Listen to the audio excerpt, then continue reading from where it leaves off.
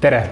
Täna räägime sellest, kuidas tasuks külmkapis hoida erinevaid kastmeid, konserve ning hoidiseid. Hoidised tasuks panna alati külmkapi kõige ülemisele riiulile, just seal on nende jaoks kõige parem temperatuur.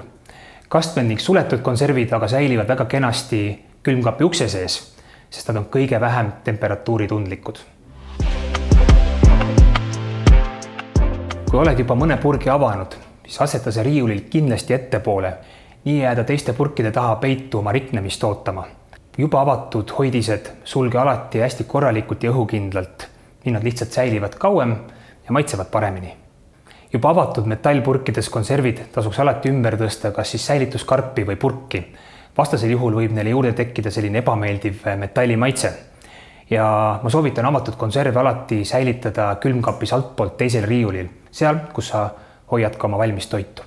Maitsekastmed nagu sinep või balsamico, mis on pikema säilivusajaga, aseta ukse riiulisse, kuid alati sulge korralikult ning õhukindlalt. Kata purgid või säilituskarbid kindlasti õige kaanega, mitte fooliumi või säilituskilega. Sel viisil tagad nende toiduainete pikema säilivusaja ning ka paremad maitseomadused. Püüa avatud tooted alati mõistliku aja, ehk siis nädala või paari jooksul ära kasutada ning planeeri need kindlasti oma nädala menüüsse. Kui siiski tundub, et mõni asi hakkab üle jääma, siis on väga hea lahendus need toiduaineid sügavkülmutada.